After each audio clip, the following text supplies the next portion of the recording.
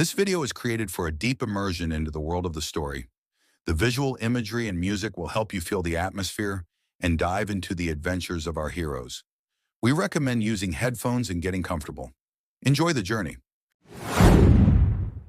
The town of Hollow's Rest sat eerily quiet as the party approached. The streets, usually filled with merchants and travelers, were deserted. The only sounds were the occasional creak of a swinging sign and the distant caw of a crow. Even the air smelled stale, like a place untouched by time. Kaelen kept a hand on the hilt of his sword, his eyes scanning every rooftop and alleyway. "I don't like this," he muttered. "Neither do I," Elindra agreed, gripping her staff. "Something is wrong here." Dorrin trudged behind them, his face pale, eyes shadowed with exhaustion. The voice had been tormenting him for days now, whispering secrets he didn't want to hear. Every night his dreams were filled with visions, of ancient ruins, of men in robes, of a darkness older than the stars. Brynn darted ahead, vanishing into a narrow alley. Moments later she reappeared. No people, no guards, just silence. A sense of unease settled over them like a thick fog. They moved cautiously toward the center of town, where a massive stone church loomed against the twilight sky. Its doors were slightly ajar, candlelight flickering from within. "I have a bad feeling about this," Dorrin murmured. Kaelen nodded. "Stay close." They stepped inside. The interior of the church was in disarray. Benches were overturned, books and papers scattered across the floor. A heavy scent of incense clung to the air, mixed with something more metallic, something like blood. A lone figure stood at the altar, his back turned to them.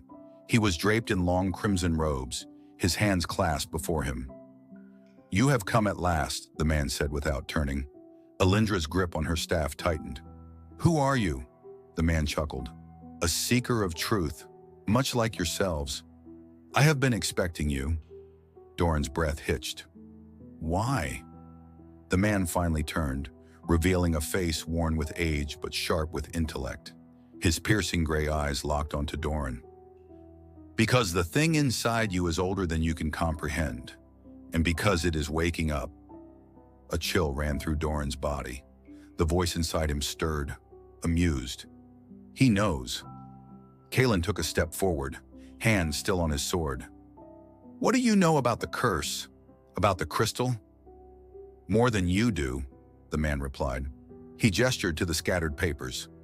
"Long ago, an order was formed to keep the darkness contained. We called ourselves the Veilbound. Our duty was to ensure that no one disturbed what lay beneath Blackthorn Keep. But your meddling has undone centuries of protection." Brynn frowned. "If you knew all this, why didn't you stop us sooner?" The man's expression darkened. "Because we did not know the seal had been broken until it was too late. Now the entity within Dorrin is no longer bound." Dorrin gritted his teeth.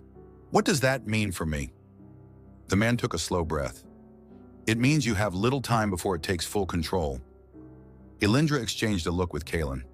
"There has to be a way to stop it." The old man hesitated, then nodded. "There is, but it is not without cost." A tense silence filled the room. The words hung over them like a death sentence. Kaelen exhaled sharply. "What do we need to do?" The man motioned for them to follow. "Come, there is much to discuss and very little time." Hours later, the group sat in a candlelit study beneath the church. Ancient tomes lay open before them, filled with warnings of an ancient entity known only as the Forsaken.